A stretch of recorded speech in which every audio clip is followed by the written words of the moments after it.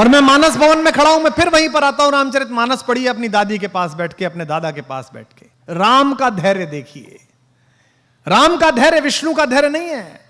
मुझे क्षमा करें, भगवान है विष्णु, लेकिन वो तटस्थ धैर्य है, आराम से लेटे हुए हैं क्षीर सागर में, शैया बना के प्रेम पूर्वक।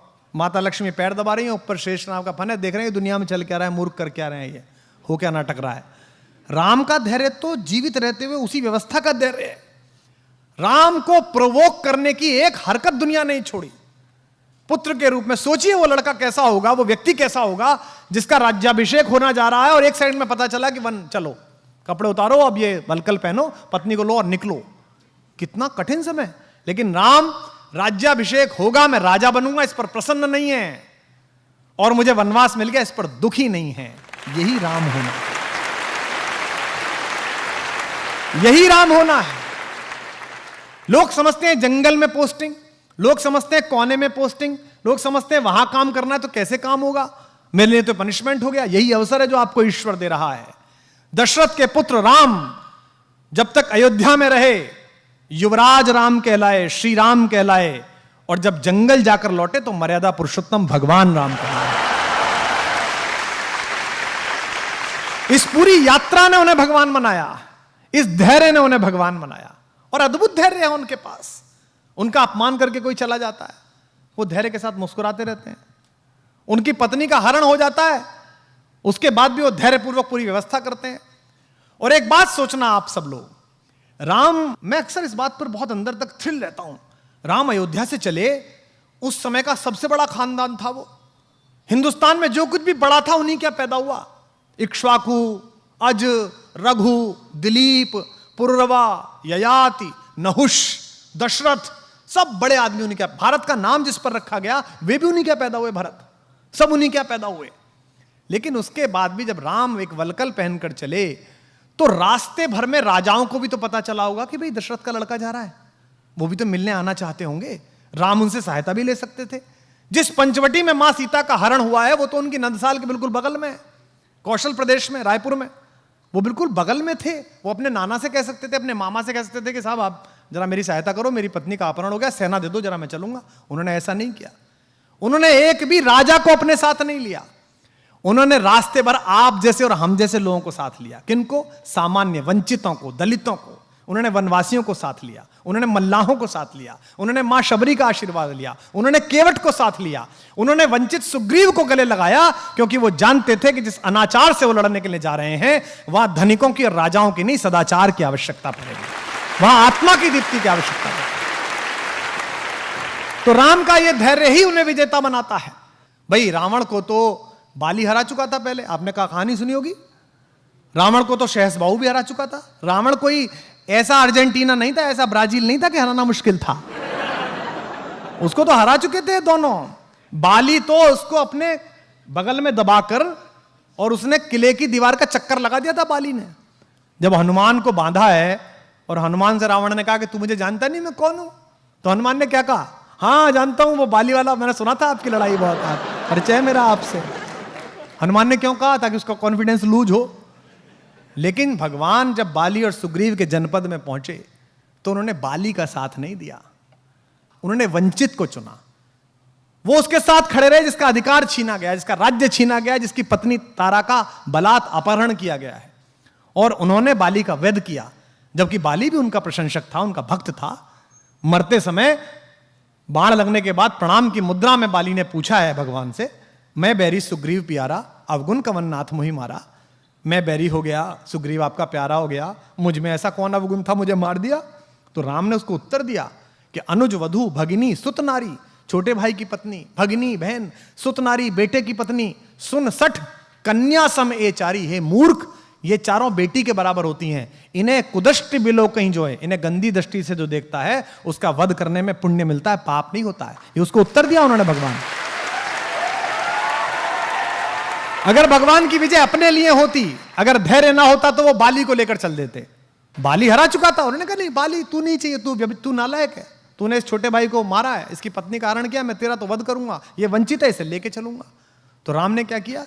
राम के साथ जितने लोग हैं, राम का धैर्य अद्भुत है। और यहां जो अध्यापक है उनसे निवेदन है, राम की लीडरशिप क्वालिटी अद्भुत है।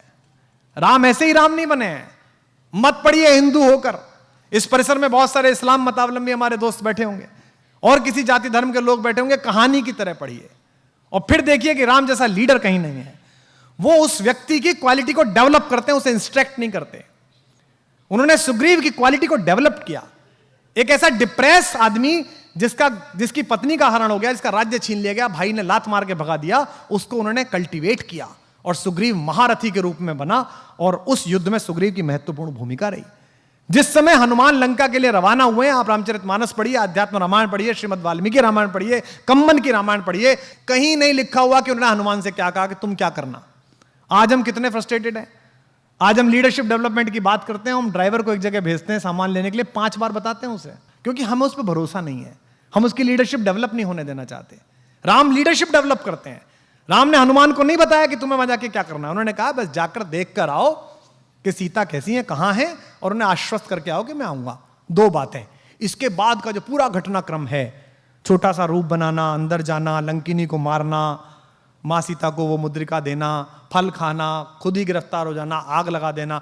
आग लगाना मतलब वो राम का विजिटिंग कार्ड दे के आए। हाँ, मतलब बता के आए वो कि जो आ रहा है हम उसका कार्ड है। मैनेजमेंट का बेस्ट उदाहरण है हनुमान। एम्प्लॉयर का 1 रुपया खर्च नहीं कराते वो, 1 पैसा नहीं।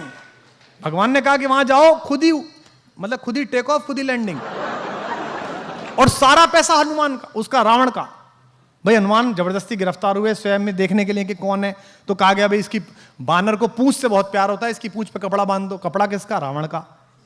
बोले इस पे तेल लगाओ, तेल किसका? रावण का। जली किसकी?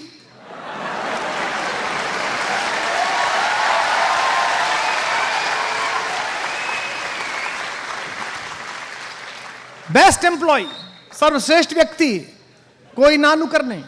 भगवान राम के जीवन में जो 2 कठिन समय आए, उन दोनों में उन्होंने ही पार लगाई। उनसे कहा गया कि भाई मेरा भाई ये बीमार है, सोचो राम पर कैसी बीती होगी। भगवान राम के जीवन का सबसे कठिन रात वो है जब उनके भाई को मूर्छा आई। उस रात राम कितने भी ईश्वर हो, मनुष्य रूप में जी रहे थे। मन में ये तो आई होगी यार अयोध्या जाके क्या कहूंगा, पत्नी कहां अपहरण हो गया, भाई कहां युद्ध में मारा गया। ऐसे समय में हनुमान काम आए और हनुमान गए, वहां कंफ्यूजन हो गया कि कौन सी संजीवनी बूटी, मेडिकल स्टोरी ले आए पूरा। बोले भाई इसमें से देख लो कौन सी है। तो 2 बातें हुई, पहली हुई जिज्ञासा, दूसरी हुई धैर्य, तीसरी हुई आपको क्राफ्ट करने वाले लोगों में कि आप लीडरशिप डेवलप करें, आपके अंदर नेतृत्व की क्षमता डेवलप हो। और नेतृत्व की क्षमता का शिक्षा से कोई मतलब नहीं है। मैंने निजी रूप से जाना है।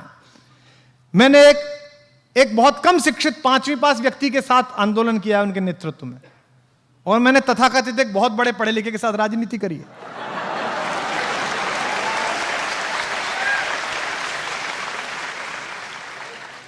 नेतृत्व क्षमता का पढ़ाई लिखाई से कोई मतलब नहीं है।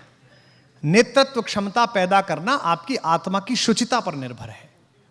आपको जब यह लगता है, राम को भी तो लग सकता होगा कि यार हनुमान में इतना तेज है, कहीं यही ना राजा ना बन जाए, कहीं इसकी आरती ज्यादा ना होने लगे।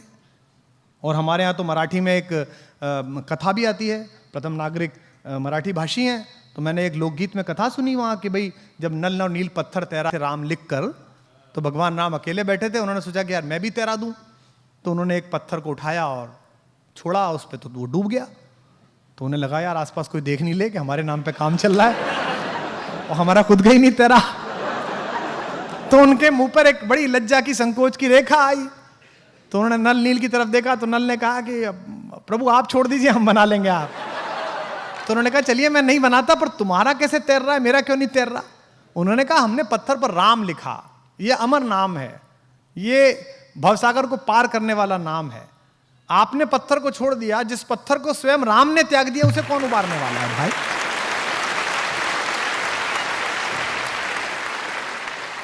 तो लीडरशिप इस बात से निर्भर होती है कि आप इस बात में कितना विश्वास करते हैं कि ईश्वर द्वारा तय किया गया मेरा भाग्य किसी मनुष्य के निपटाने से, खत्म करने से, बढ़ाने से ना बढ़ेगा ना घटेगा।